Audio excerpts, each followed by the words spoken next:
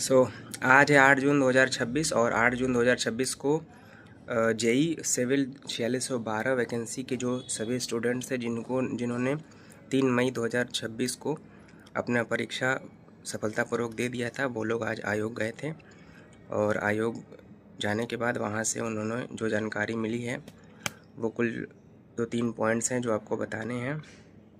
सबसे पहली बात ये हुई उनसे कि सारे बच्चे पहुँचे जब, तो सचिव जी ने 5-6 लोगों को ऊपर बुलाया और ऊपर बुलाने के बाद फिर बातें हुई।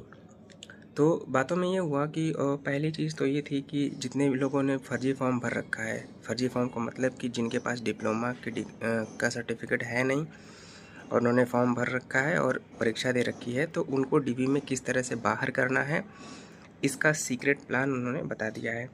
और दूसरी चीज़ ये है कि जेई सिविल की जो नई वैकेंसी है उसको आने में अभी थोड़ी देरी है और डिपार्टमेंट चॉइस का जो काम है वो मिलेगा आपको, मतलब जिन्होंने जितने डिपार्टमेंट चुने हैं उसी में अपना डिपार्टमेंट चॉइस ऊपर नीचे कर सकते हैं। और दूसरी चीज़ है कि फाइनल आंसर की पे काम चल रहा है और थोड़ा सा सचिव जी ने टाइम मांगा है। उन्होंने बोला है कि हमारे संज्ञान में ये भर्ती है और इस भर्ती को जल्दी से कराने के लिए मैं खुद तत्पर हूँ। थोड़ा सा मुझे समय चाहिए, 4-5 महीने का समय दे दीजिए मुझे, मैं इसको क्लियर करा दूँगा। और आपको ये पता है कि थोड़ा सा केस की वजह से भर्ती प्रक्रिया में थोड़ी देरी हो गई थी। तो ये कुछ पॉइंट्स थे जो निकल के आए हैं। तो अभी फ़िलहाल काम करना है वेटिंग लिस्ट वाले पे।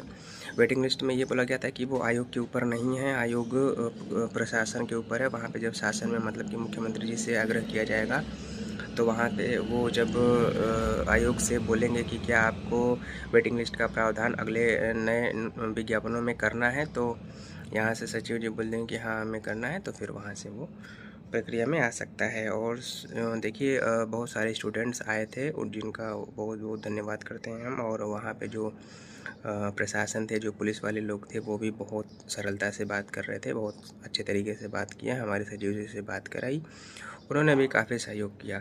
तो उन सभी का बहुत बहुत धन्यवाद है। तो ये कुछ चीज़ें थी जो आज के धरने से निकल के आई थी। तो इसी तरह से शांतिपूर्वक तरीके से अपनी बातों को रखा जाएगा तो कोई भी प्रशासन, कोई भी अधिकारी आपको कुछ भी कहने को नहीं आएगा सामने।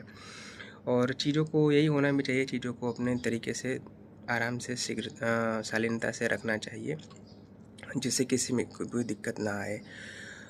तो इस तरह से ये कुछ निष्कर्ष निकल के आए थे आज के धरने से। बाकी आगे अब वेटिंग लिस्ट पे काम करना है, उसके लिए एक डेट डिसाइड करी जाएगी, आप लोग तैयार रहिएगा।